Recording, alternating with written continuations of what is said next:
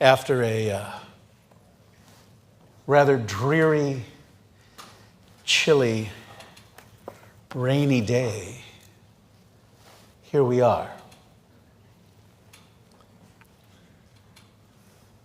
We've,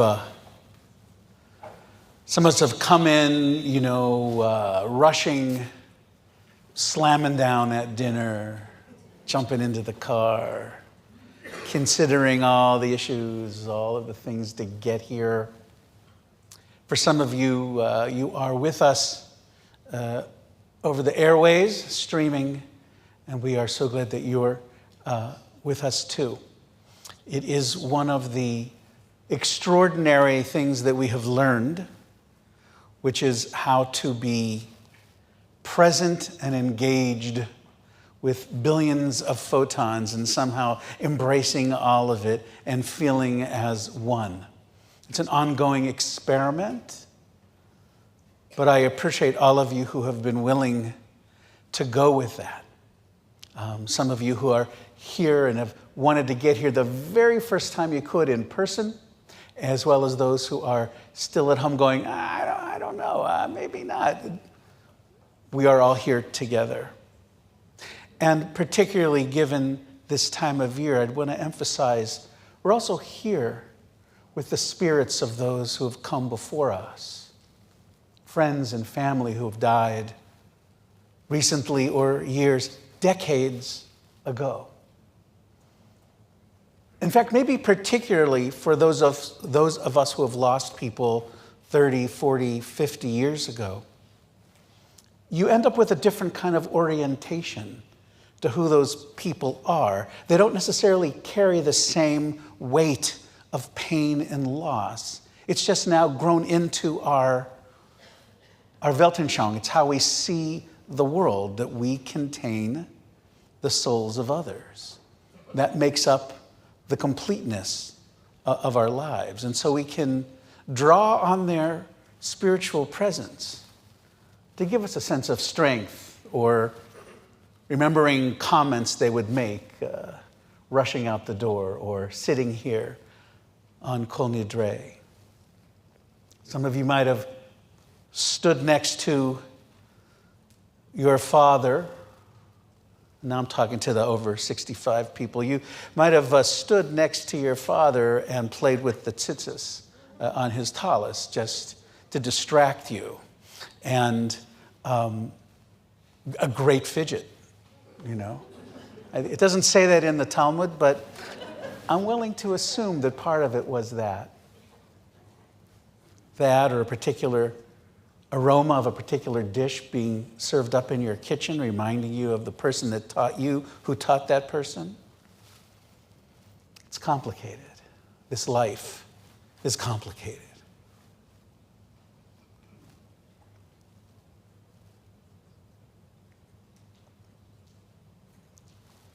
If we're lucky, and I want to stress, if we're lucky and we're allowed by the fates, by our health, by the medical system to age relatively gracefully, maybe not so gracefully, but to age nonetheless, we gain a particular appreciation for the sweetness that we feel, even on this day, right? This very intensely inward-looking day of Yom Kippur, a day of fasting, a day of reflection, a day of meditation, a day of acknowledging that we have blown it in some really classic ways, that we have lost friends and relatives because of things that we've said or didn't say. We miss an opportunity that does not come back. And we walk with that, the weight of those decisions, and how it skews our balance and our ability to stay on the path that we know is ours. It is difficult, but I think we are graced with accumulating this knowledge about this sweetness of life. And instead of being the grumpy person who says, "Get off of my lawn," we can find it in ourselves to say, "Come join me and play on my lawn. Throw me the ball. I want to be in relationship. I want to connect. I want to be a mensch. I want to be human, not isolated, but present." All of that is part of what we do over this Yom Kippur, all those things that we think about and so many more. So as I said on Rosh Hashanah, I just want to reiterate on Yom Kippur, this machzor that you have is really like overloaded with so much prayer and poetry and text. And it's a guidebook. If you want to be with us and daven through the whole service, singing with Emma, singing with me, singing all together, singing with the choir, you are so welcome. This is not a performance-driven shul. But if you don't necessarily like to sing, and as I've mentioned before, some of you are here under duress, the duress of your loved one, under the duress of the guilt you feel about thinking about your parents who have been gone for decades but still would be so upset if you stayed home watching football tonight. So the machzor, for those of you who are reluctant to acknowledge what prayer may or may not mean, there's really good material in here that can guide you, that can inspire you. And if you find something you really like, let me know, because it's just not possible to know everything in here. And I don't think you'd want us to go page by page for the entire machzor. So I will ask you to use the time as you please, to be as up and present and participatory, or as in your own space just finding your own groove, connecting spiritually, connecting to your own sense of worth and self and promise for the coming year. It's good to be with you. By my count, this is my 27th High Holy Days with you. And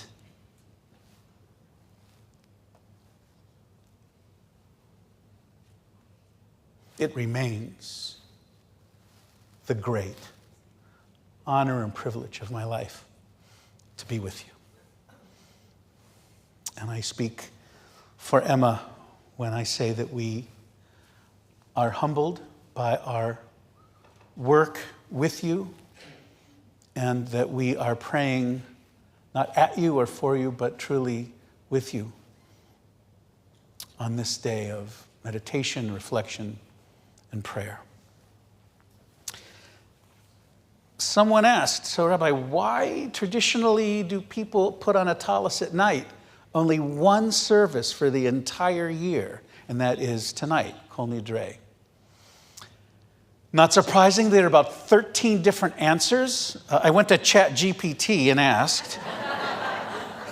And Chat came up with some interesting possibilities. Truthfully, I don't think any of them were correct. ChatGPT does not look for correction, but Google's AI does. What's the name of it again?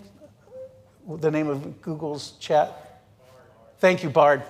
You're on it too. So there you can actually say, click on it, is this true? And often it's not. So that's good to check. Anyway, but the fact is we wear these tonight, those of you who are wearing a talit, because it is a way of acknowledging the unique solemnity of this evening and of the obligations that are before us to confront and embrace.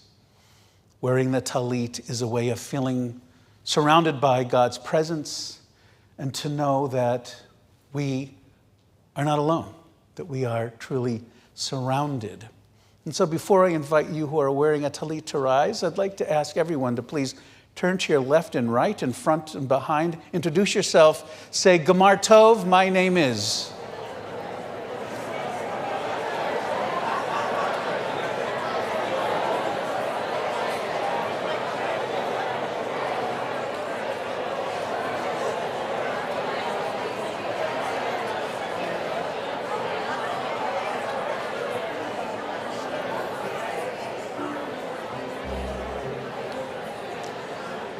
What's your mother's first name? My mother's? Yeah, your mother's. Miggy. Miggy? Miggy. Like piggy with an M. I wouldn't say that.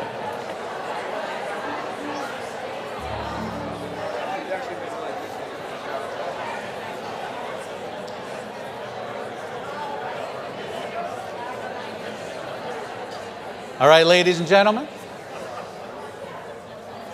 There'll be time for schmoozing later. But in the meantime, we have some work to be done.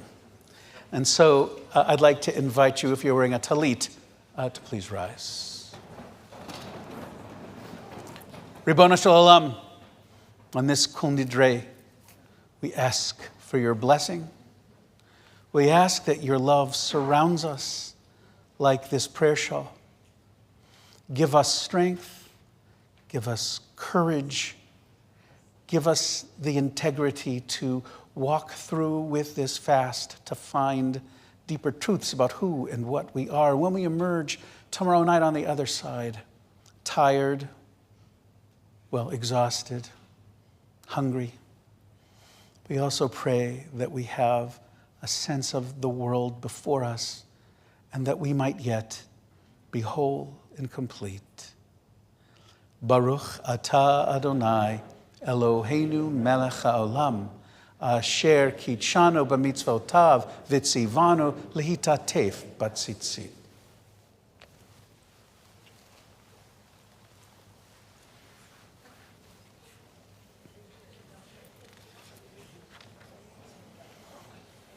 We, in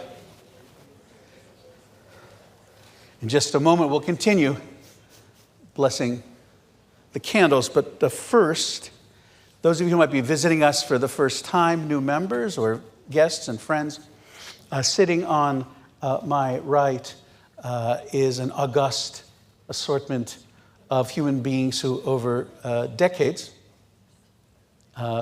chose to accept the honor and challenge of being a president of this temple.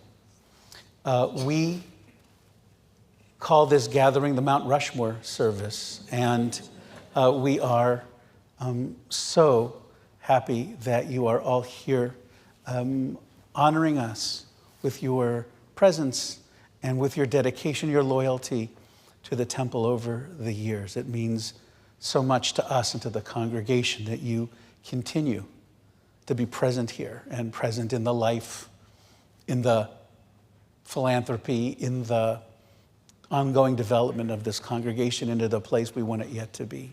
So thank you all.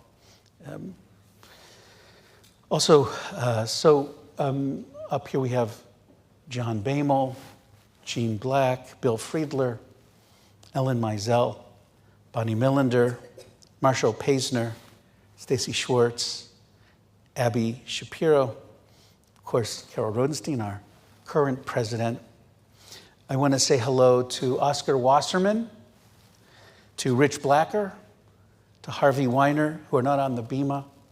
And I also want to share my deepest condolences with Amy Cohen, who was not on the bima, whose mom died yesterday and felt it best to sit with her husband in the congregation. And Amy, where are you? Amy, we send you our love. You had an extraordinary mother, and I don't think anyone ever felt anything but happier after they walked away from her presence.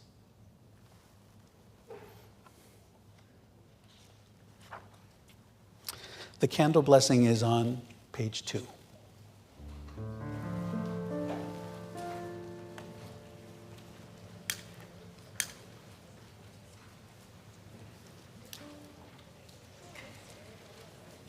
Baruch atah Adonai Eloheinu melech haolam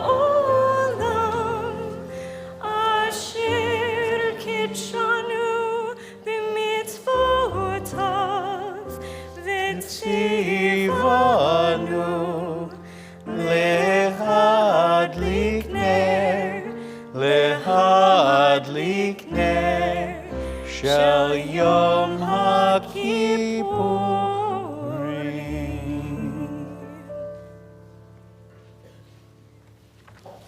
For many years, it has been a particular pleasure that Eugene Wong has played Kol Nidre on his fiddle. And Eugene regretfully could not be here this evening. And so when I found out, we had a momentary sense of panic. But then someone, probably the maestro, said, you should talk to Cherry Kim. You know, she's been here before, she's played here before, and if she's available. And I thought, there's no way she's going to be available, and this is just going to be kind of our struggle. But lo and behold, Cherry was available and is here. And over the years, we've waffled about should people stand or sit when she's playing Kol Nidre.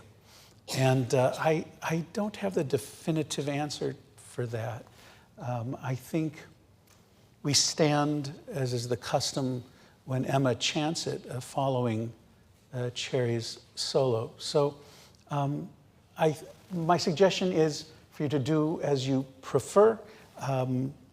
I'll be sitting. You may do as you are most comfortable.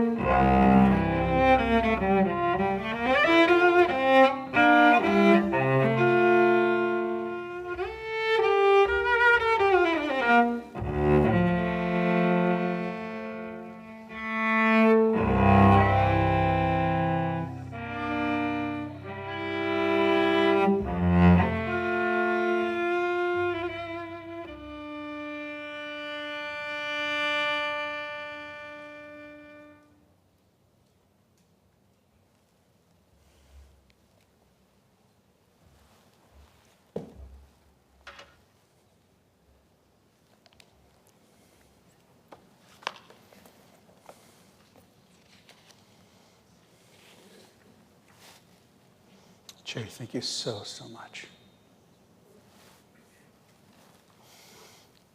Ellen, would you and Bill open the ark, please?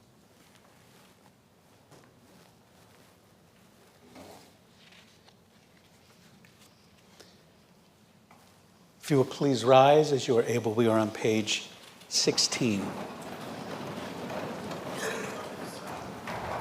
I'd like to invite to the bima our Torah holders for Kol Nidre, David Cohen and Sarah Drechen. If you please come up.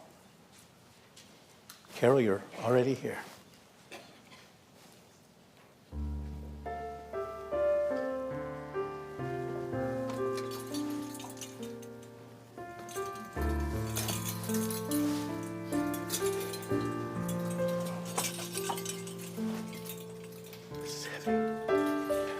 Hold a kid. Don't too cute.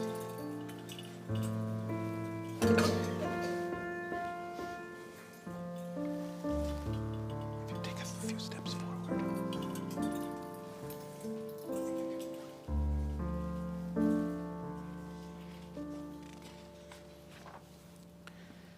Bishiva shel mala, uvishiva shel mata, al dat hamakom, ועל דעת הקהל, אנו מתירים להתפלל עם העבריינים.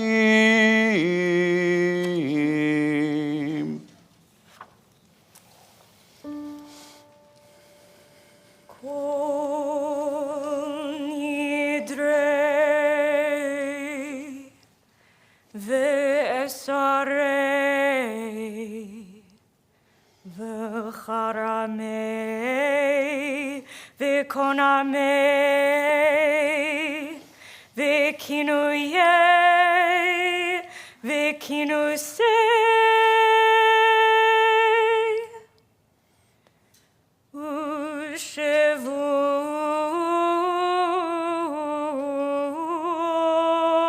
u'shevut din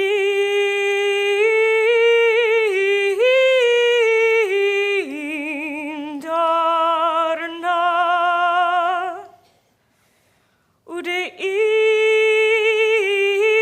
u'deish tavana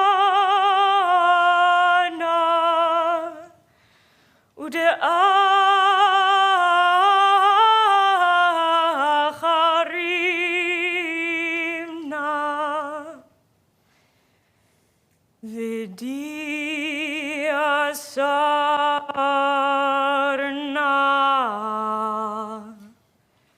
al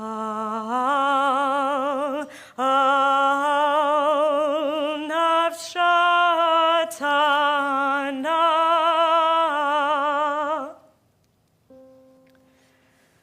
miyom kippurim zeh ad yom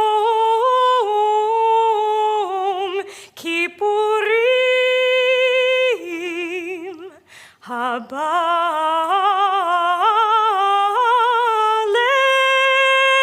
aleinu letova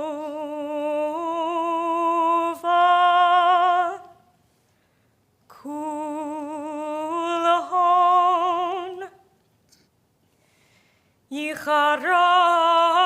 yicharatna vehon kulhon yehon shaharan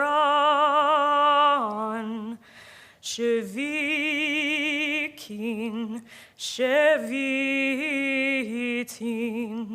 betelin umvutalin la sheririn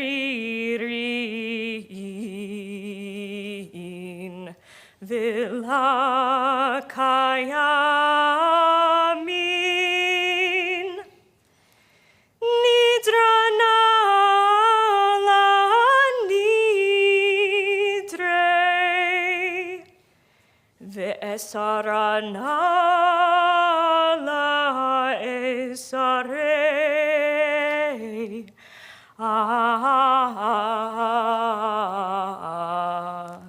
ושבועתנה לה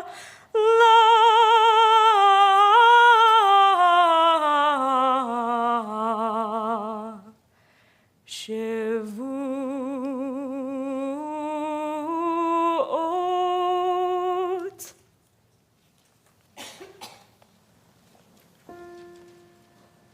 ויאמר אדוני, סלחתי כדבריך. ויאמר אדוני, סלחתי כדבריך. ויאמר אדוני, סלחתי כדבריך.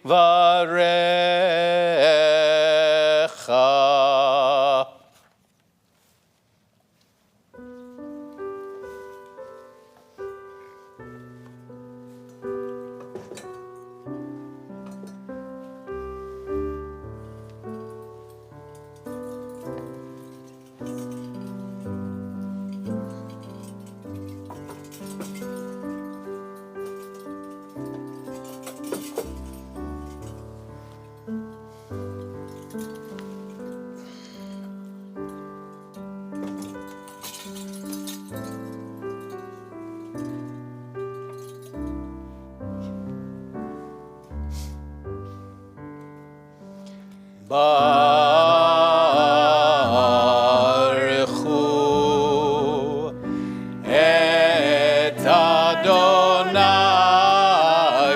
המבורך. ברוך אדוני המבורך לעולם ועד.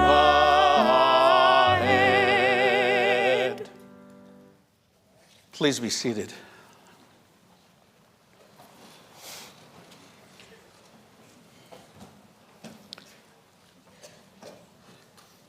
A poem for Ma'ariv Aravim, not in the Machzor.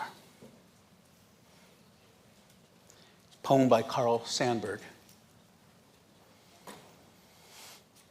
Give me hunger, O you gods that sit and give the world its orders. Give me hunger, pain, and want. Shut me out with shame and failure from your doors of gold and fame. Give me your shabbiest, weariest hunger. But leave me a little love, a voice to speak to me in the day end, a hand to touch me in the dark room, breaking the long loneliness. In the dusk of day shapes blurring the sunset, one little wandering western star thrust out from the changing shores of shadow. Let me go to the window, watch there the day shapes of dusk, and wait and know the coming of a little love. Baruch atah Adonai Hama'ariv Aravim. On page 26.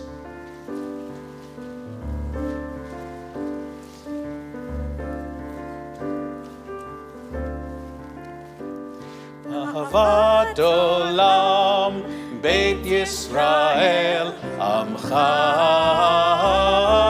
Avta Torah u'mitzvot Chukim u'mishpatim Otanu limadeta Al ken Adonai Eloheinu B'shokbeinu u'v'kumeinu Nasiach b'chukecha V'nismach b'divrei Toratecha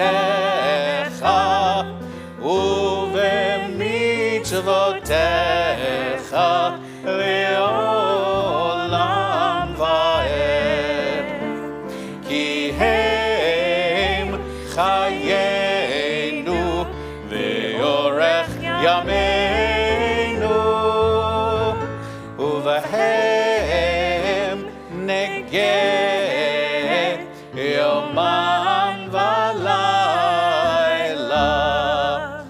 וחרטסי ממנו לעולמים. ברוך אתה אדוני, אוהב עמו ישראל.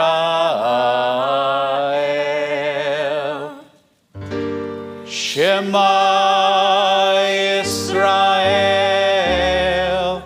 אדוני אלוהינו, אדוני אחד. ברוך שם כבוד מלכותו לעולם ועד. On page 30. ואהבת את אדוני אלוהיך בכל לבבך ובכל נפשך ובכל מאודיך. והיו הדברים האלה אשר אנוכי מצווך היום על לבביך, ושיננתם לבניך ודיברת בם בשבתך בביתך ובלכתך בדרך ובשוכבך ובקומך, וקשרתם להיות על ידיך, והיו לטוטפות בין עיניך, וכתבתם על מזוזות ביתך ובשעריך, למען תזכרו ועשיתם את כל מצוותיי, והייתם קדושים לאלוהיכם. אני אדוני אלוהיכם, אשר הוצאתי אתכם מארץ מצרים, להיות לכם לאלוהים. אני אדוני אלוהיכם, אדוני אלוהיכם אמת. On page 40. מי כמוך באלים אדוני, מי כמוך נדר בקודש, נורא תהילות עושה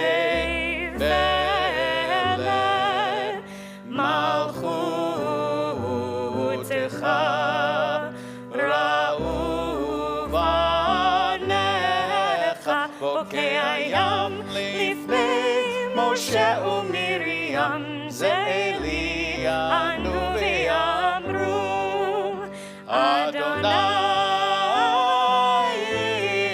ימלוך לעולם ועד. ונאמר כי פדה אדוני את יעקב וגאלו מיד חזק ממנו. ברוך אתה אדוני גאל ישראל. On page 42.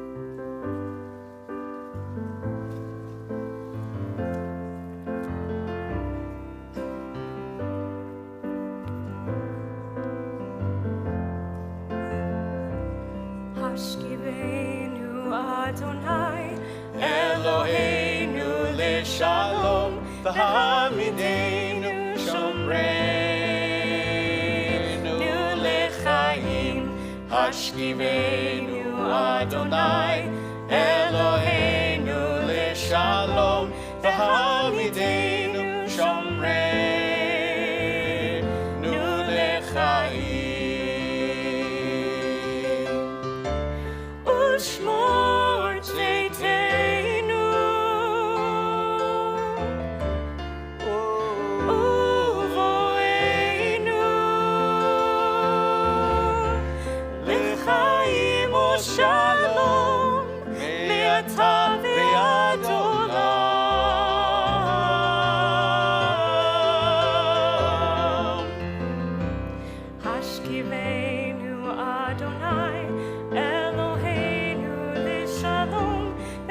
Hashmivenu Adonai Eloheinu leShalom Hashmivenu Adonai Eloheinu leShalom Hashmivenu Shomreinu leChaim.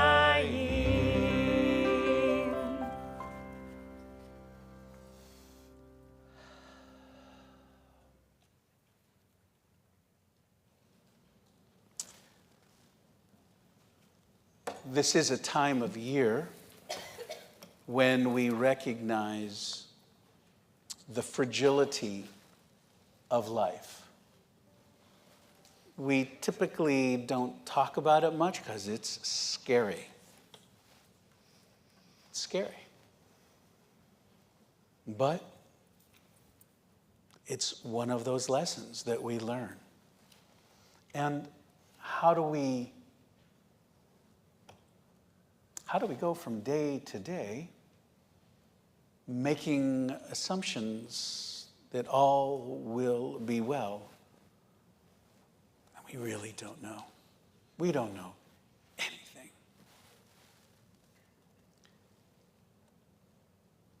And so we really don't have a whole lot of power to fundamentally shape the universe. It is far beyond us to be able to do that. So what can we do? How do we sculpt our attitudes? How do we address this truth? How do we embrace that reality and stay sane, stay happy, stay connected? And I think one of the answers our tradition suggests is we give to other people, that we recognize in the other another human being who, like us, is created in God's image. And when that other is in need, we have an opportunity to fulfill some aspect of that need. And sometimes it's something huge, a huge favor. Huge.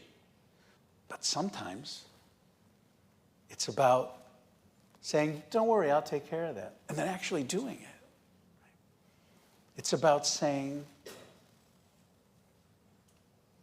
I know that you are tired and worn. And I see that in you. And I recognize that. And I feel your pain. And I will take some of that on my shoulders. I'm here as one of God's servants to take care of you as you are here to take care of me.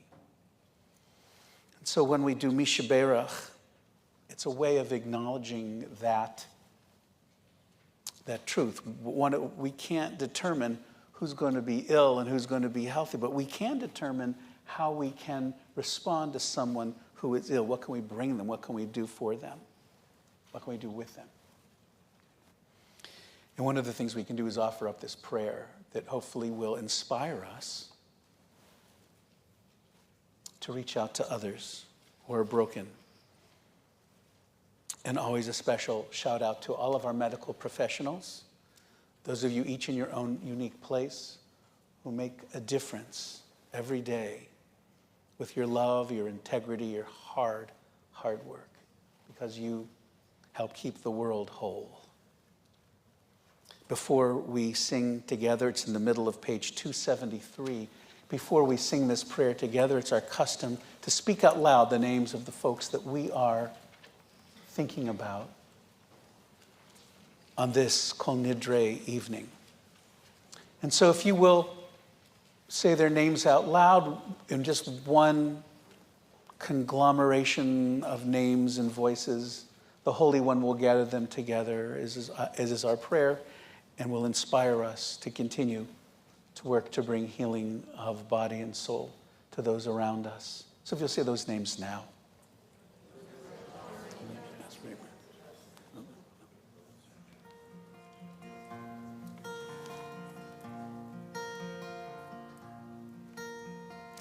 Misheberach Avoteinu Mikol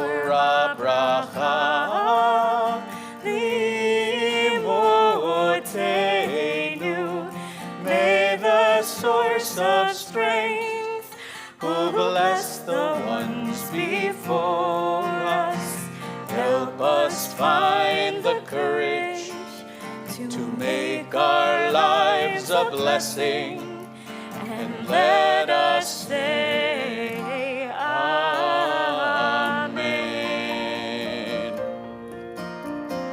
Mi sheberach imotenu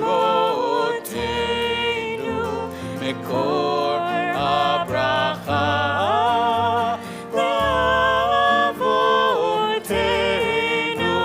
Bless those in need of healing with refuah shlema, the renewal of body, the renewal of spirit, and let us say Amen.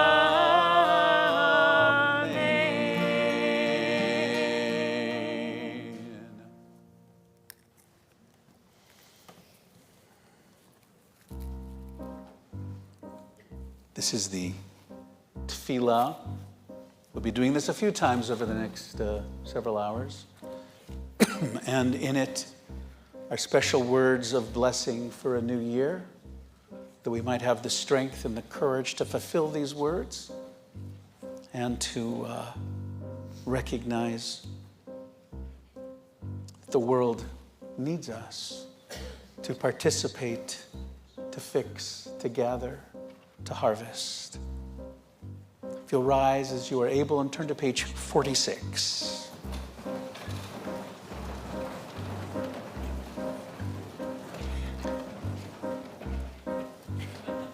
Anananananana Adonai, Anananananana Sfatai Tiftach, Anananananana Ufi Yagid Tehilatecha, Anananananana Adonai, Ananananana Sfatai Tiftach, Ananananana Ufi Yagid Tehilatecha, Anananananana Adonai, Ananananana Sfatai Tiftach, Ananananana Ufi Yagid Tehilatecha, Anananananana Adonai, Ananananana Sfatai Tiftach, Ananananana Ufi Yagid Tehilatecha, Ananananana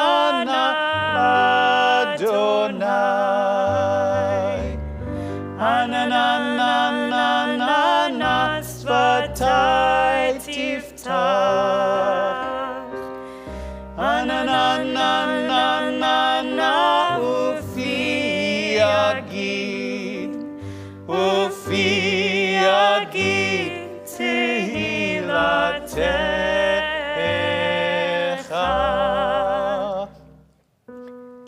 Baruch atah Adonai Eloheinu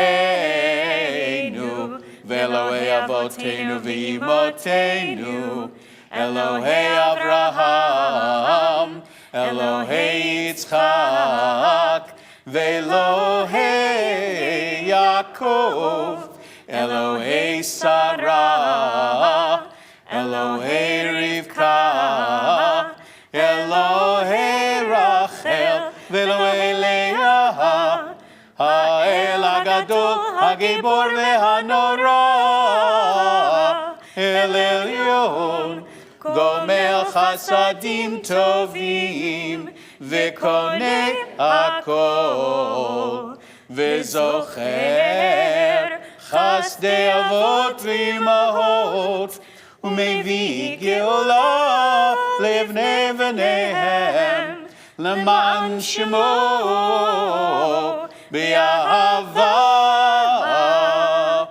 זוכרנו לחיים, מלך חפץ בחיים, וכותבנו בספר החיים, למענך אלוהים חיים.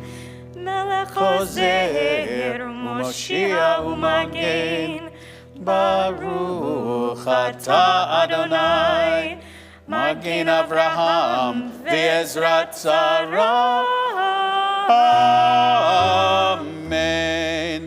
אתה גיבור לעולם אדוני, מחיי המתים אתה רב להושיע, מוריד הטל.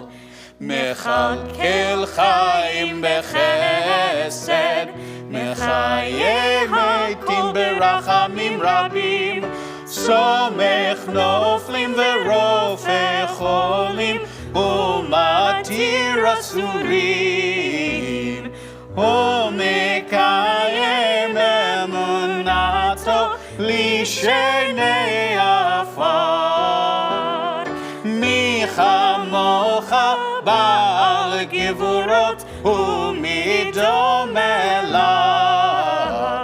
מלך ממית ומחיה ומצמיח ישועה. מי כמוך אל הרחמים, זוכר יצוריו לחיים ברחמים, ונאמן אתה בהחיות מתים.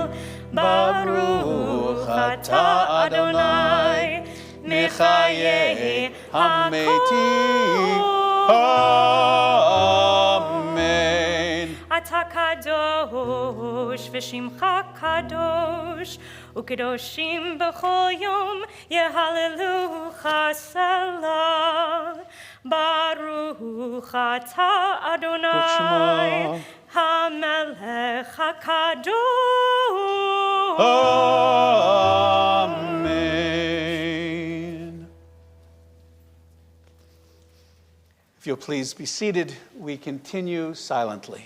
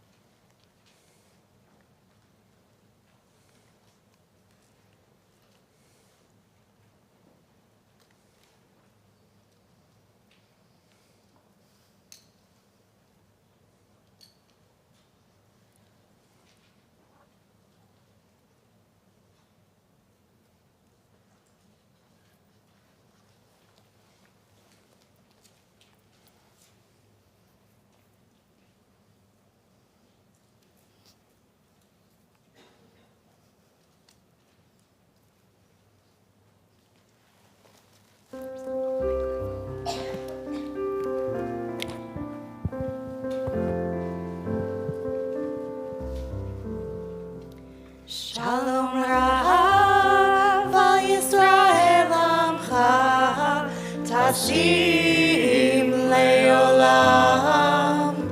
Shalom Rav. Shalom Rav al Yisrael Amcha Tashim Leolam. Page 78. כי אתה הוא מלך אדום לכל השלום.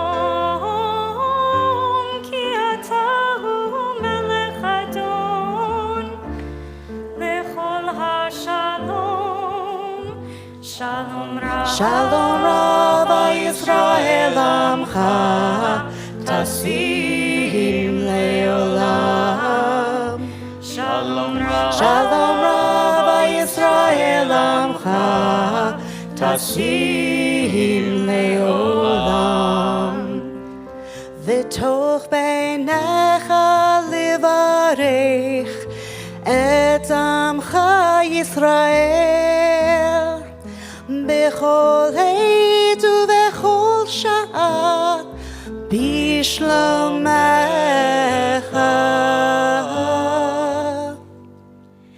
Shalom Shalom Rav Yisrael Amcha Tasim Leolam.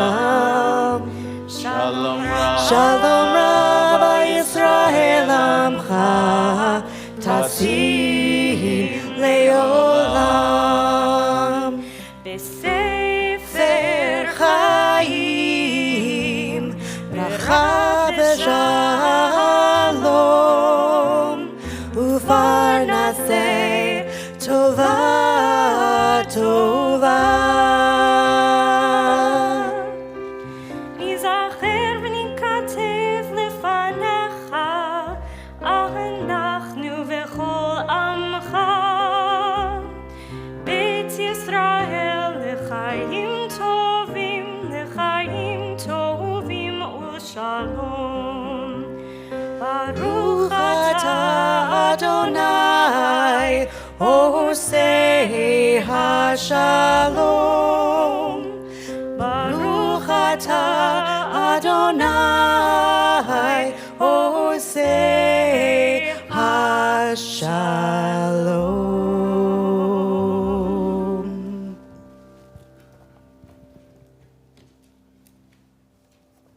Thank you, Ann.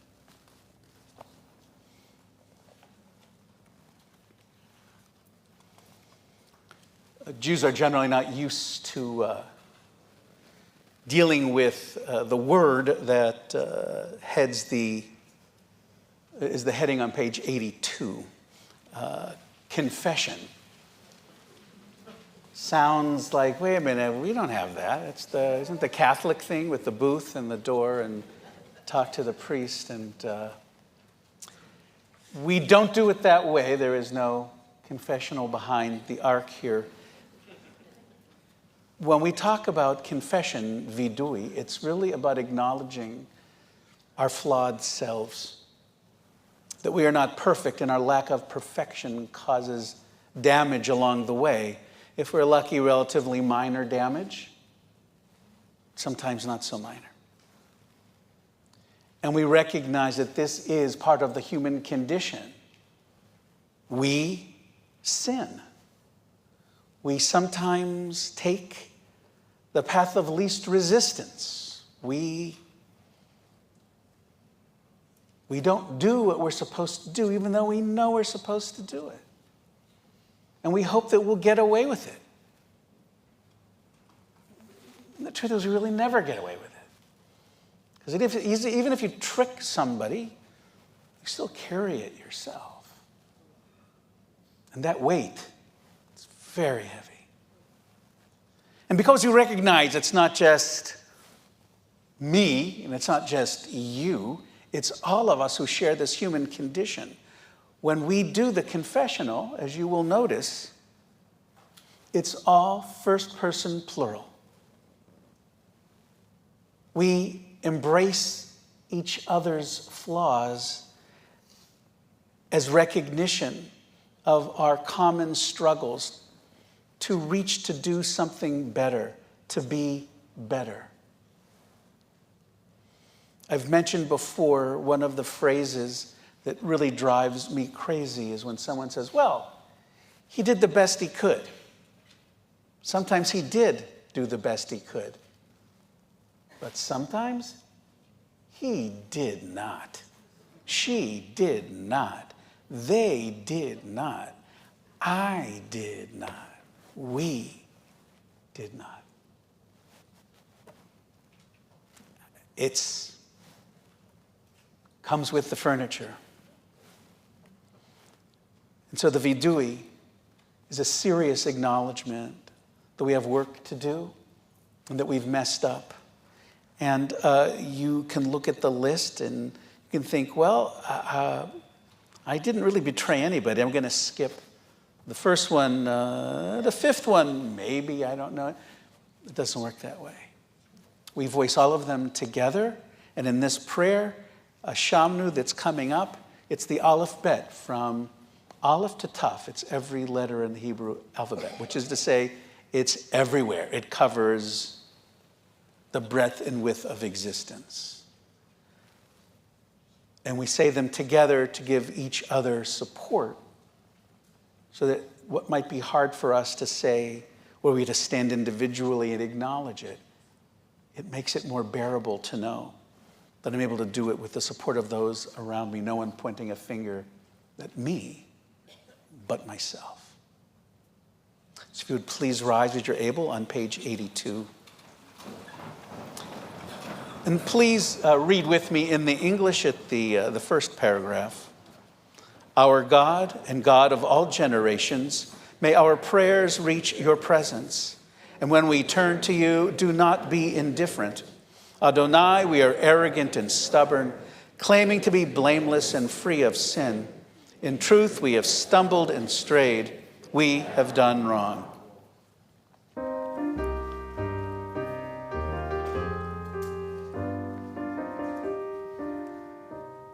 Ya la la la la, ya la la la la la, ya la la la la la.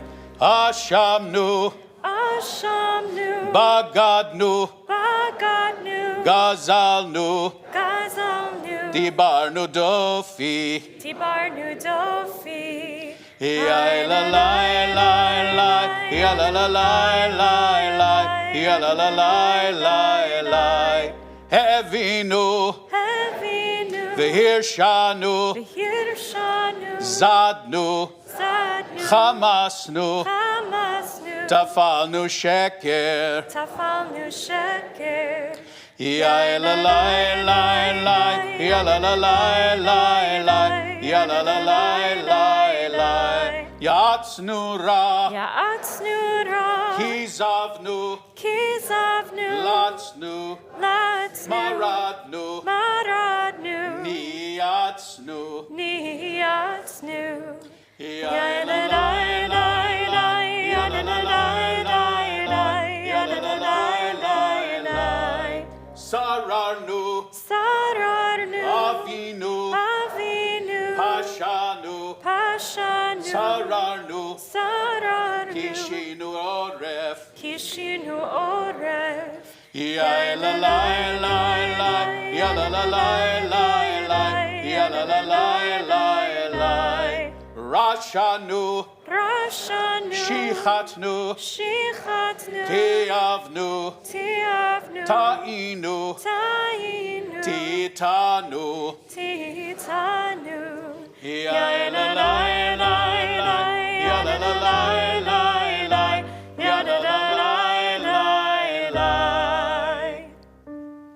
Al chet shekatanu lefanecha bezadona vishkaga, val chet shekatanu lefanecha bedibur peh. Al chet shekatanu lefanecha beimutz halev, val chet shekatanu lefanecha betipshut peh. Al chet shekatanu lefanecha bechachashu v'chazav, val chet shekatanu lefanecha birichilut. Al chet shekatanu lefanecha biflilut, val chet shekatanu lefanecha b'zazu horim umorim. Al chet shekatanu lefanecha b'vidui peh, val chet shekatanu lefanecha b'hona'at re'ah. Al chet shekatanu lefanecha b'chozek yad, val chet shekatanu lefanecha b'masav v'matan. V'al kulam Elohai selichot, selach lanu mechal lanu kaper lanu.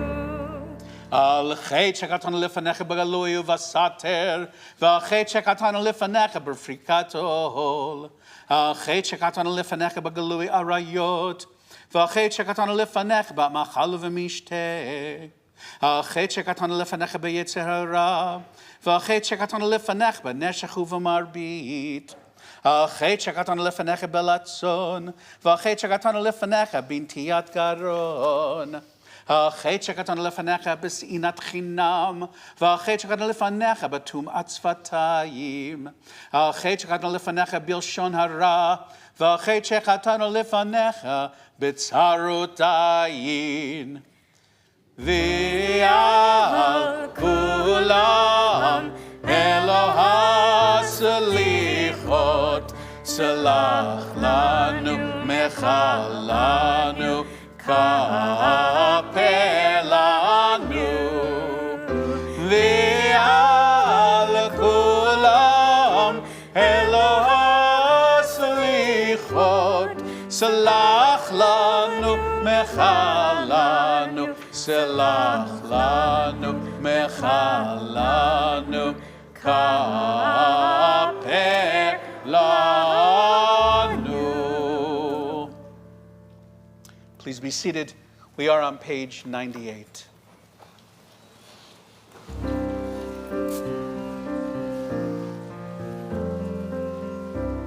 You guys are up next. You guys are up next.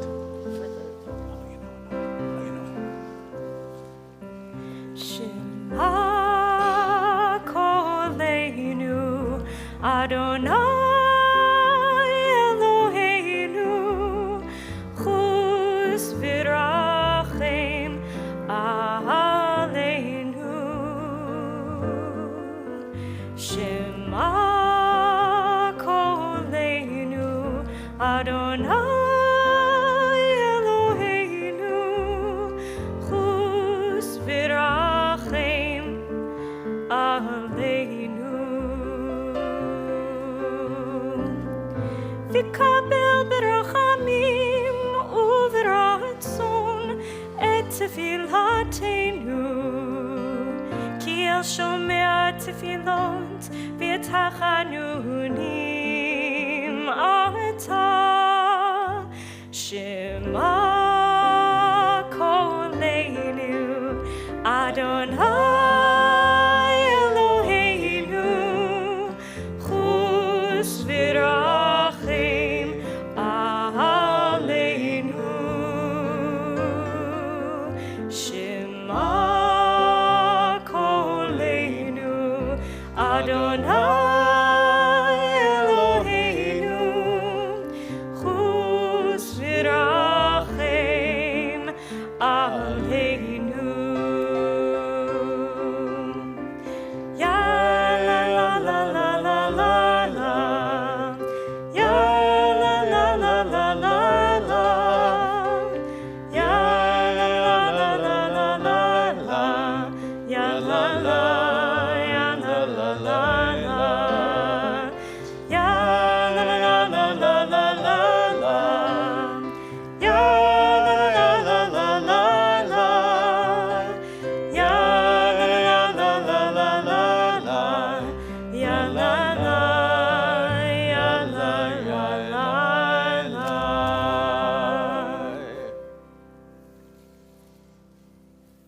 We continue on page 114. If you please rise as you are able.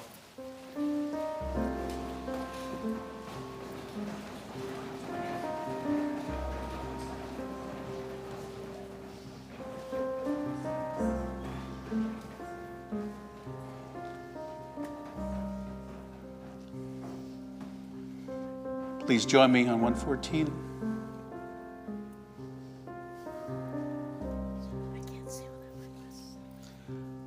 Avinu Malkeinu, Almighty and merciful, hear our voice. Avinu Malkeinu, we have strayed and sinned before you. Avinu Malkeinu, have compassion on us and on our families. Avinu Malkeinu, halt the onslaught of sickness, violence, and hunger. Avinu Malkeinu, halt the reign of those who cause pain and terror. Avinu Malkeinu, enter our names in the book of lives well lived. Avinu Malkeinu, renew for us a year of goodness. Avinu Malkeinu, let our hands overflow with your blessings. Avinu Malkeinu, let our eyes behold the dawn of redemption. Avinu Malkeinu, we pray, do not turn us away from you with nothing. Avinu Malkeinu, welcome our prayer with love, accept and embrace it. Avinu Malkeinu, act toward us as befits your name. Avinu Malkeinu, act for your sake, if not for ours. Avinu Malkeinu, you alone are our sovereign. Avinu Malkeinu, let the gates of heaven be open to our prayer. Avinu Malkeinu, hear our voice, treat us with tender compassion. Avinu Malkeinu, almighty and merciful, answer us with grace, for our deeds are wanting. Save us through acts of justice and love.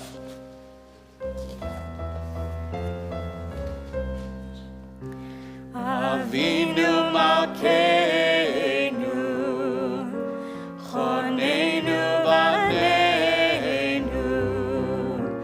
Avinu Malkeinu, Choneinu Vaneinu, Ki ein banu ma'asim, Aseh imanu, Tzedaka v'chesed. Aseh imanu, tzedaka v'chesed, v'hoshienu. Avinu Malkeinu, Avinu Malkeinu, Choneinu Choneinu Vaneinu. Vanenu, Avinu Malkeinu, Choneinu Vanenu, Ki ein banu ma'asim.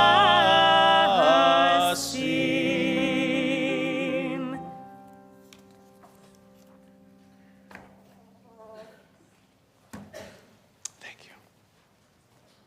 Please be seated.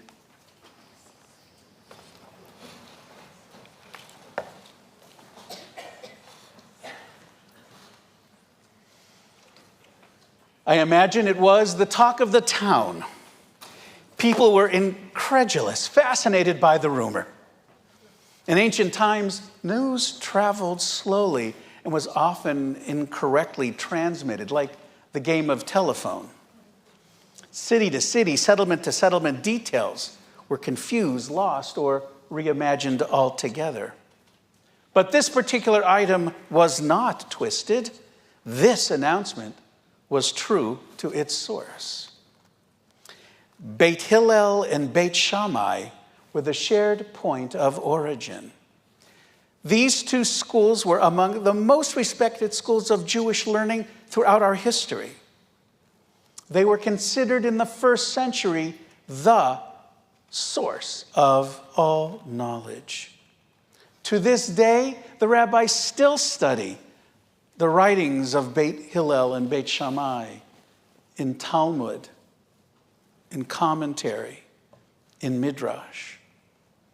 And whether it's Jewish studies majors at the University of Indiana, or at Harvard, or the most ultra-Orthodox yeshiva buchers in Bnei Brak, Hillel and Shammai remain one of the quintessential sources of Jewish knowledge and truth.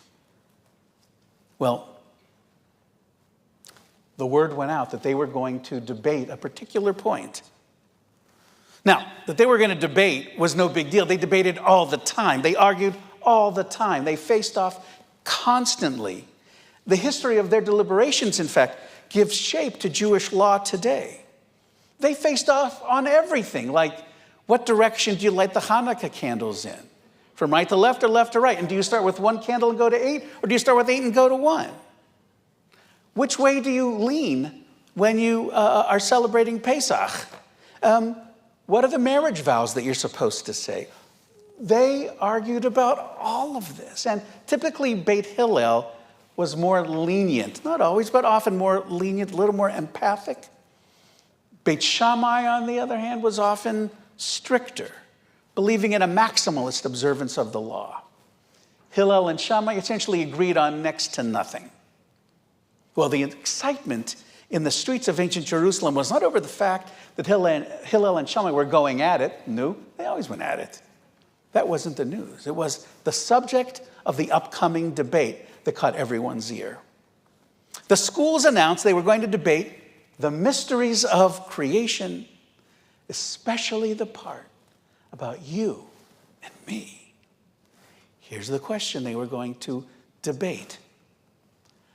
Would it have been better if we had never been created? Well, you might think, why? But what's the deal? Well, it wasn't about a legalistic dispute. It wasn't about how to write a proper divorce decree. The contention at hand was profoundly existential. The greatest minds of the first century were contemplating whether or not we deserved as humans to exist at all. What motivated them? We don't know. They don't tell us that in the margins of the Talmud. I wish they did. It'd be so great. But we don't know. It could have been that the first century was fraught with extraordinary tension and debate and angst. We know Israel was constantly in struggle with their Roman occupiers. The temple priesthood had essentially been co-opted by the Romans. A messianic Jewish cult was abandoning the city to go live monastically in caves by the Dead Sea in the town we know now as Qumran.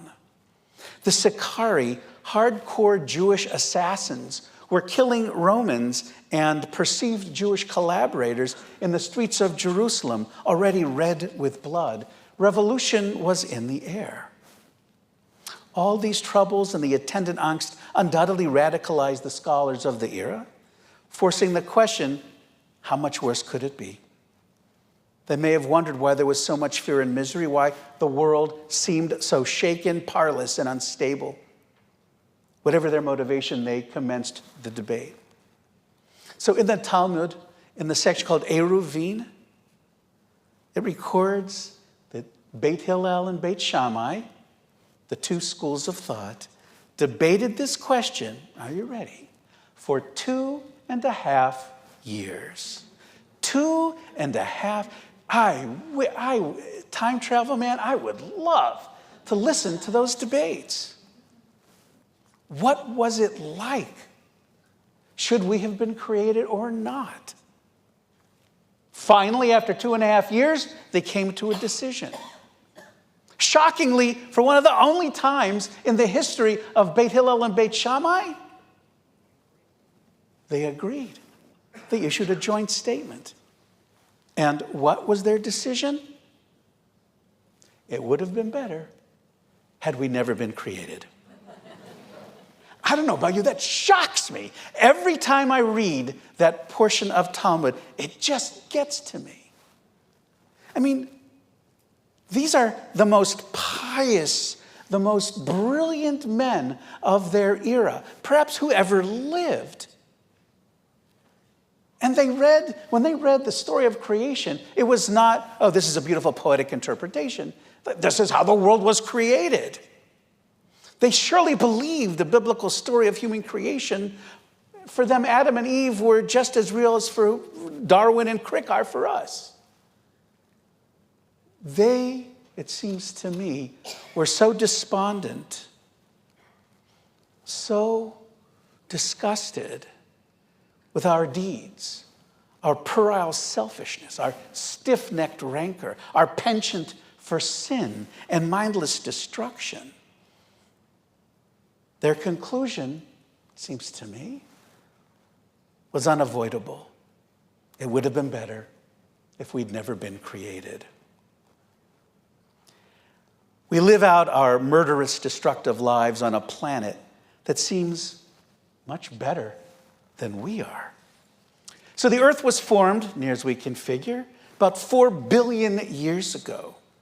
In Australia, they have found things that are called Paleoarchean stromatolites. I say that 3 times. I know some of you might have studied that in college. Kind of a new discovery for me. These are the oldest fossils on Earth, dating back more than 3 billion years. They were the dominant life form on Earth for over 2 billion years, and it's thought that because of these weird oozing things, that they're responsible for the oxygenation of the atmosphere. The fossil evidence suggests that life arose relatively quickly after 500 million years. That's nothing. That life began so shortly after the earth came to be. And over time, earth teemed with life, from the tiniest bacteria to the most massive animals that ever lived, the dinosaurs. Our story, the human story, starts kind of late. The earliest human relative that we have found is the Sahelanthropus chadensis, which lived in what is now Chad in Africa around 7 million years ago. They found one skull that is different than other Manishana. That's a different skull with a mix of simian and human-like features. Homo habilis, the first member of our genus Homo, shows up 3.5 million years later, chipping away at stones, making tools. But then, only 300,000 years ago, which is like a blink of an eye, our direct ancestors, Homo sapien, appear. We are the last little stretch on the timeline of our planet. That significant in time. The fact that humans exist at all is utterly preposterous. A shot in the dark. We are an unexpected eruption, a boil on the body of creation. Everything else kind of makes sense, but we are anomalies, blips, hanging chads. That all the pieces came together makes no sense at all. We went from hairy primates to the undisputed rulers of the earth by Kol Nidre 5784. Scientists don't get it. Paleoarchaeologists are mystified. Anthropologists are mystified. Researchers postulate if we were to rerun the clock and start the earth back the way it was, there's a 3-to-1 chance that life forms would appear. But as for us, the odds are actually slightly less favorable, with a 3-to-2 chance that we would ever show up. No logical process can explain how we got here. Even the basics are a matter of debate. How exactly did life begin? Take your pick. Primordial soup, deep-sea hydrothermal processes, or even extraterrestrial sources like something from a comet. Depending on your academic specialty, your guess, as they say, is as good as mine. So the powerful, enduring question remains. Given how very accidental we are and the infinitesimally remote chance of intelligent life, do we deserve to be here at all? So many things had to come together, just the right mixture of protons and electrons and water and temperature and atmosphere and gravity. Along with you, I have to wonder, by what right do we deserve our place? The extraordinary bounty of earthly life, the fantastic power of Homo sapien minds. As I thought about this, I was reminded of one of the most moving scenes from any Spielberg movie. Every Spielberg movie has at least one scene that will make you weep. For me, that's easy, but for some of you, maybe it's a little bit harder, but whether or not, they always have one signature scene. For me, the scene I think about in discussing this is a scene from Saving Private Ryan. A scene that I've mentioned before in various sermons. It's right toward the very end. The battle is over, and they're sitting on the bridge. Captain Miller is mortally wounded. Almost all the other soldiers that were part of his group to go save Private Ryan have been killed. Private Ryan is alive, not injured. And he looks at the captain who has given everything, literally, to save him. And he leans forward, of course, played by Tom Hanks. He leans forward and he takes the lapel of Private Ryan, played by Matt Damon, grabs his lapel, and he pulls him towards him. And he says, earn this. Earn it. And then Captain Miller dies. In all his life, Private Ryan asks that question. Have I earned this? Have we earned this? Have we earned anything at all? This judgment that earth would be better without us did not die out in the academies of ancient Palestine. It's been a nagging question for thoughtful humans everywhere for 2,000 years. So I found this really interesting guy. His name is David Benatar, head of philosophy at the University of Cape Town. He published a book about 15 years ago called Better Never to Have Been: The Harm of Coming into Existence. The professor is a self-described antinatalist, a scholar who believes that life is so bad, so painful, so destructive that human beings should stop having children altogether. His argument is compassion for our unborn children. He says, while good people go to great lengths to spare their children from suffering, few of them seem to notice that the one and only guaranteed way to prevent all the suffering of their children is not to bring those children into existence in the first place. In Benatar's view, human reproduction is an accident. It's a botch. It is intrinsically cruel and irresponsible, not just because a horrible fate can befall anyone, but because life itself, as he says, is permeated by badness. The result is a final devastating judgment. The world would be a better place if sentient life disappeared altogether. Now I know, some of you are like, please, this guy is a joker. He's not serious. I mean, he's just looking for attention. But if you read more about Benatar, he doesn't joke around a lot. He's not an absurdist. He's not seeking attention. He's not doing a comedic act. He believes that human life is meaningless, that we exist in a cosmically indifferent universe and are subject to blind and purposeless natural forces. He paints a picture of human existence that is as bleak as has ever been created. It's not for nothing that one of my favorite writers, Josh Rothman, calls him, quote, the world's most pessimistic philosopher, end quote. And it goes on, down a drain of despair. There's no essential nobility in life, no transcendent value to anything we might accomplish because we are cast adrift from the moment of our birth. No amount of transient joy can redistribute the fact that we are destined to be trapped in a lava flow of unending suffering. We are bound to suffer. It is inscribed like a scar. This is the essence of human experience: tragic, brutal, brief, and exhausted. And Benatar demands that we reckon with this. He rejects the argument that struggle and suffering can in themselves lend meaning to existence. Benatar says that's a juvenile delusion. He says, I think that people try to find meaning in suffering because suffering is otherwise so gratuitous and unbearable. But whatever looks like an exception to the rule is merely a desperate, pathetic fantasy. It's true, he says, that Nelson Mandela generated meaning for the way he responded to his suffering.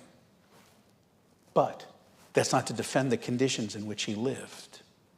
Now, there are some differences between Benatar and the rabbis. For the professor, life itself is a tragedy. There's no way to change the fundamental truths of our existence, that we will, every one of us, suffer and die. We will be undone by heartbreak, and there is no grand prize for endurance. It would be better had we never emerged from the ooze. For the rabbis, life does not begin with stromatolites. It has nothing to do with a chemical stew pot.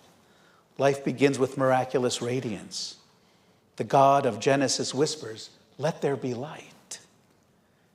The rabbis do not believe that life is brutal and catastrophic. Quite the opposite. They believe that life is sacred.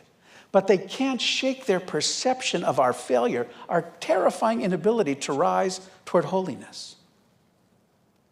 For Hillel and Shammai, we are irredeemably evil, lazy, rapacious, narcissistic, and sinful. If we have a genius for anything, it's for our own destruction. But what ultimately is the meaning of this difference? I'm afraid that it is less than it appears. The rabbis and the antinatalists may quibble here and there, but they agree on one key point. It would have been better had we never been created. And like all ideas, this one craves structure and form. There are folks right now who strenuously agree that we have not earned our place on earth, or that earning itself is fundamentally impossible. They are part of a movement. Maybe you've heard it. The movement is called Vehement, standing for Voluntary Human Extinction Movement. It's a real thing. It's a movement advanced by caring people who claim that we have failed as guardians of the galaxy. Their focus is on deep ecology and offering an alternative to callous exploitation, to the wholesale destruction of the planet's resources. They champion the notion that there's a hopeful alternative to the extinction of millions of plants and animals. It is the voluntary extinction of one species, Homo sapiens, us. Those in Vehement have reached the conclusion we don't deserve to be alive. Hello, Hillel. Hello, Shammai. The irreducible truth is that we've already blown it. The results of climate change are all around us: the heat, the storms, the fires, the wind, the droughts. And this keeps getting radically worse. And it's not because bad things simply happen to good species. We're bad actors in a drama of heedless destruction. For instance, it's difficult to determine how many species have gone extinct directly because of human intervention. But experts estimate that it's hundreds of thousands. From the beginning of our kind, humans have been a major driver. We have hunted and fished and destroyed essential habitats. Our tools are deforestation, agriculture, and dollar stores. Include invasive species, and you have the measure of our toxicity. Vehement says that enough is enough. The planet will be much better off without us. For Benatar, the project was doomed from the start. For the rabbis, we have never earned our place. Either way, it's time to call it a day. And who among us can really blame Benatar? Who among us can blame Vehement or the rabbis? They saw an empty future. It looked bleak to them, and it looks bleak to us. If you've ever seen the TV show, The Walking Dead, it's kind of like that. The antinatalists in Vehement have chosen to proclaim that this is the end. They say that it's morally repugnant to have children. And frankly, it's kind of hard to argue that one. How can we not acknowledge our brokenness? How can we turn aside this pessimism? Well, before I answer, let me offer one final citation. It's also from the tractate Erev, and it gives me a sliver of hope tonight. The Talmud is sometimes scrupulous about attribution, but this one is an anonymous statement. It's a postscript. After Hillel and Shammai offer up their decision, some nameless sage tacks on this. Yes, it would have been better had humans never been created, but since we're here, we got to figure this out. Not on Cormac McCarthy's road, not on some yellow brick path through the poppies, but on the unpaved path that is intended for our kind. We will stumble and fall, but we are not permitted to turn back. Here we are. Do we deserve this? No. We don't play well. We can be awful. But even if we ourselves are the worst raw materials, we have to somehow turn them into life and redemption. The Jewish response to all of this is yes. Yes, the world is deeply frightening and crazy. Yes, it's always been crazy. It will always be crazy, but it's not for us irredeemably crazy. Look, the pain and suffering of the world is beyond measure. It's like a virus from which there is no cure. Innocent people will suffer at the hands of despots. We watch as the temperature rises and the droughts intensify. We watch the rise of dictators. We are watching the end of democracy all over the world.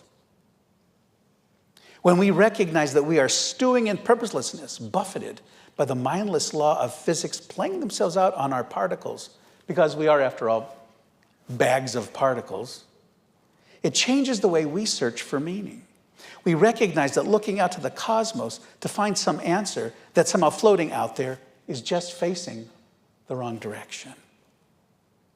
At the end of the day, we have to manufacture meaning, pull purpose from the void. We have to frame out a version of coherence for ourselves to make sense of existence as best we can. And when you manufacture purpose, that doesn't make it artificial. It makes it so much more noble than accepting a purpose that is thrust upon us. We Jews are so good at manufacturing meaning. In spite of everything, Anne Frank said, I still believe that people are really good at heart. We don't let others tell us who we are. We build toward the future as if there will be a future. After the Crusades, after the Inquisition, after the pogrom, after the Holocaust.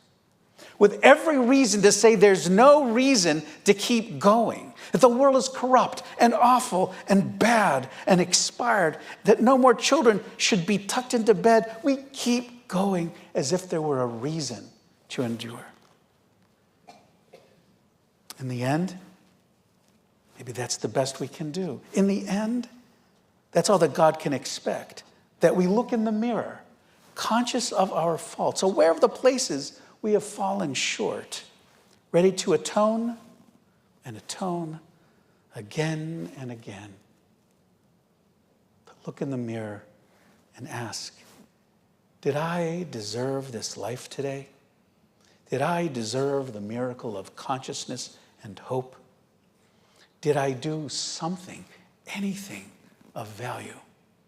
Did I manufacture meaning in my small, chaotic life and redeem somehow a little tiny edge of the spoilage of the universe? That's all any of us can reasonably expect. Sometimes we'll look at ourselves and say, no, I did nothing today to earn my presence on earth. Nothing. Then we'll also have to say no to Benatar and Hillel and Shammai and all the rest. Antinatalists be damned. I will not capitulate because I know more in my gut than Benatar can teach me. Call it crazy, but it's my job to keep going. Maybe tomorrow will be better than today. The world might have been a better place had we never been created. But here we are. No turning back. So let's do something. Let's make something. Let's make meaning together and celebrate the promise of every last spark. L'dor v'dor, from generation to generation, octogenarians to newborns, we will embrace each other and make joy in light and in darkness.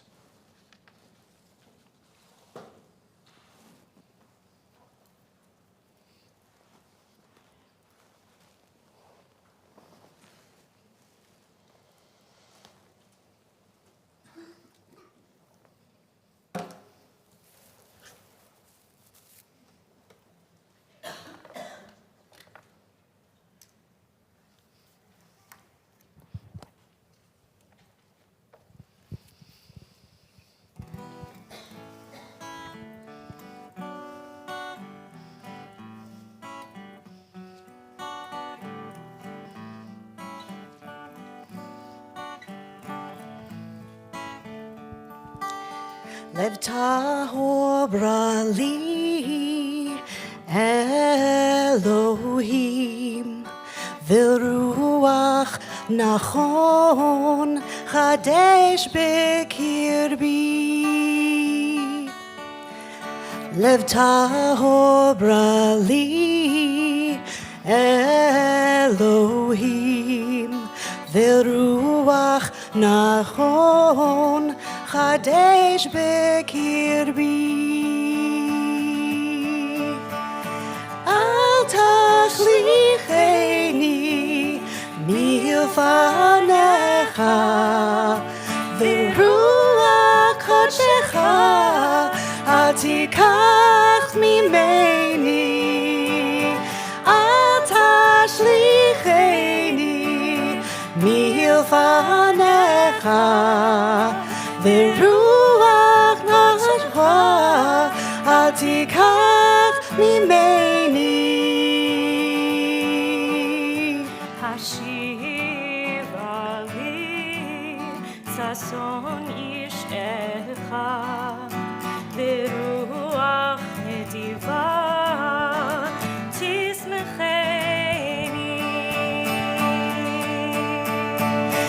אל תשליכני מלפניך, ורוח קודשך אל תיקח ממני. אל תשליכני מלפניך, ורוח קודשך אל תיקח ממני. אדוני שפתי תפתח, ופי יגיד תהילתך.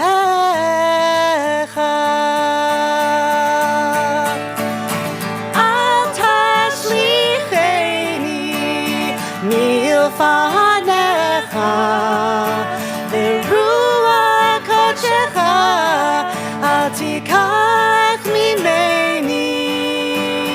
אל תשליכני מלפניך, ורוח קודשך אל תיקח ממני.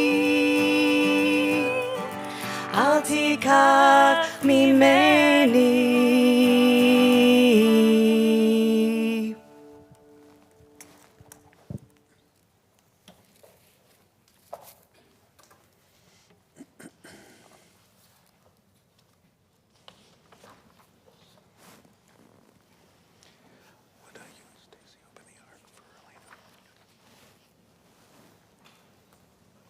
We continue on page 116. If you'll please rise as you are able.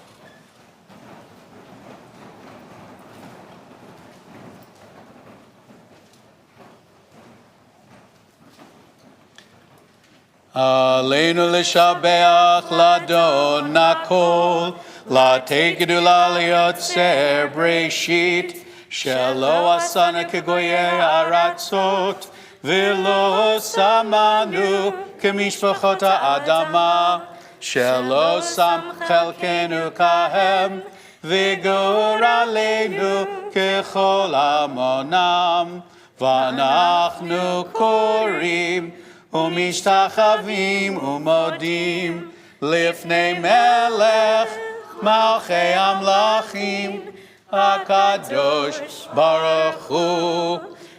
נאמר והיה אדוני למלך על כל הארץ ביום ההוא יהיה אדוני אחד, ושמו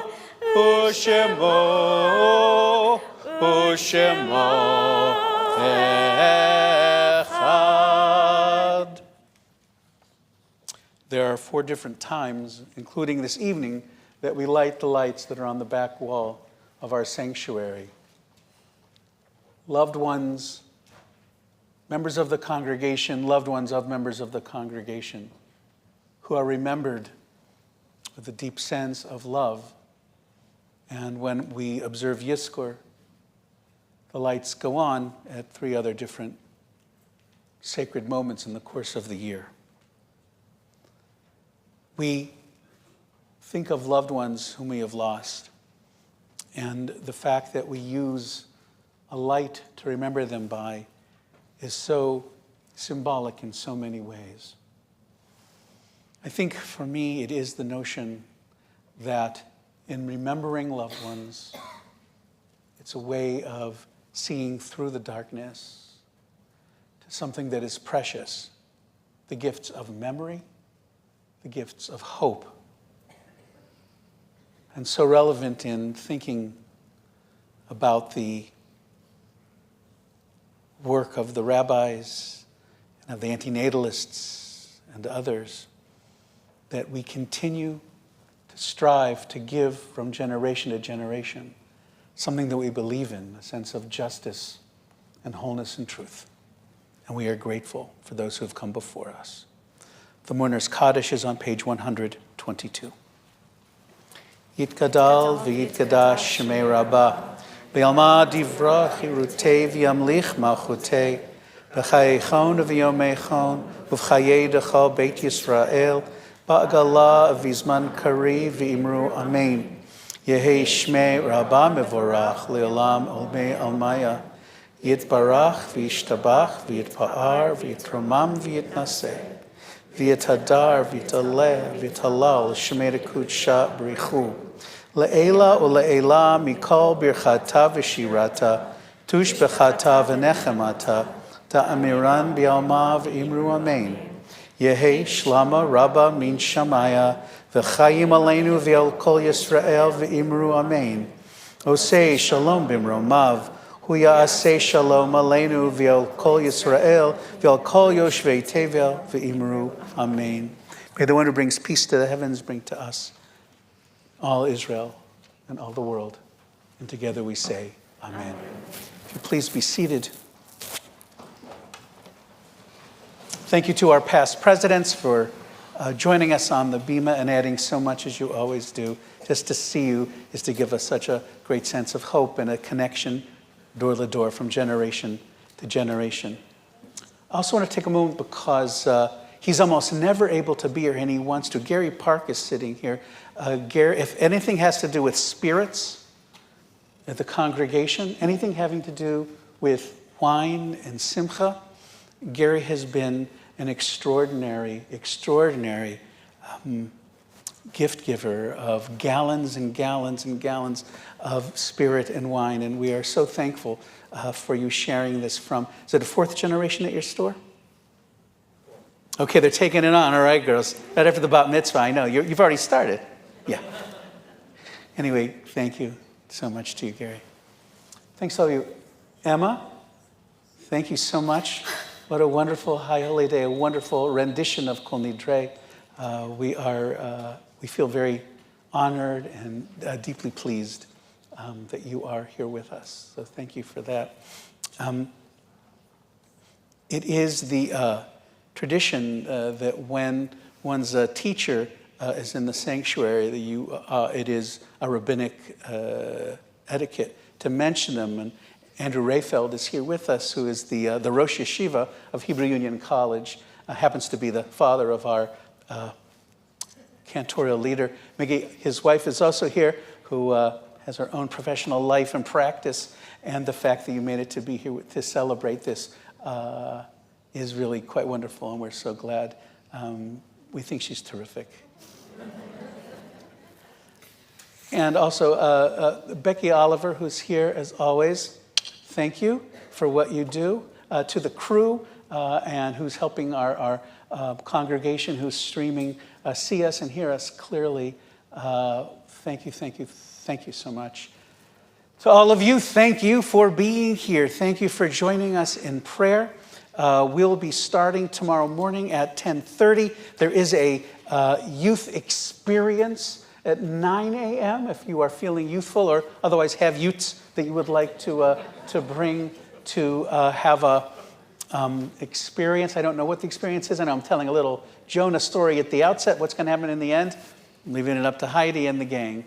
Also, I guess that's really, oh, and if you have not yet decided to send your salmon and raisins, as always, sorry about the combo, but we are responsible for the Jewish Food Bank out of Jewish Family and Children's Service to provide that particular part of the, to that part of how we give out rations. So we make it really easy. Just go online, go to our website, and you can click on an Amazon link. You don't even have to go to the store and buy it. Click it, it'll come here, and we pile it up, and you have always been so generous in the past, and we hope if you have not yet clicked that you will do so. So happy to have all of you here, and luckily we don't have to rush out of the parking lot to make room for the next Kol Nidre service. Can't believe we used to do that, man. But it's great to be with you and to observe this holy day together. Also, I want to add 2 shout-outs, three. One to our awesome choir, one to Ann Kalis, who's sitting in the back there, but she sang with me this evening, and one to Josh Baumer, who will sing us out.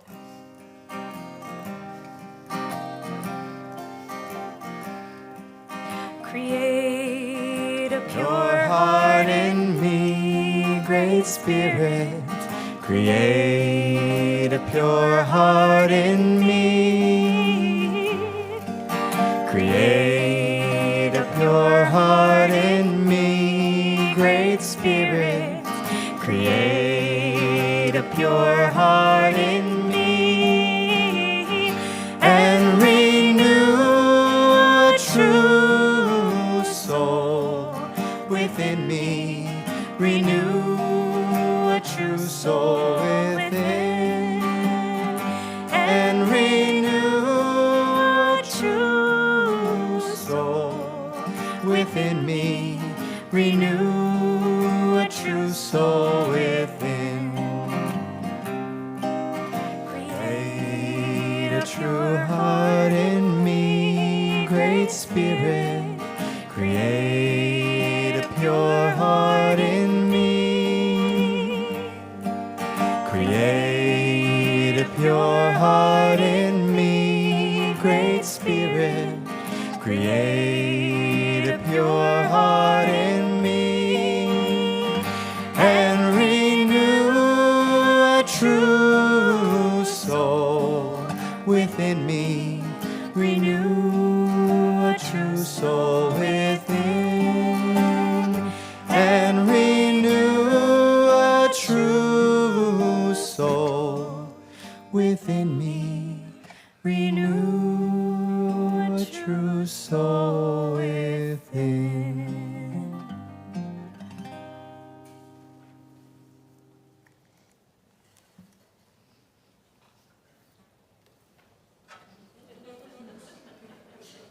Musical.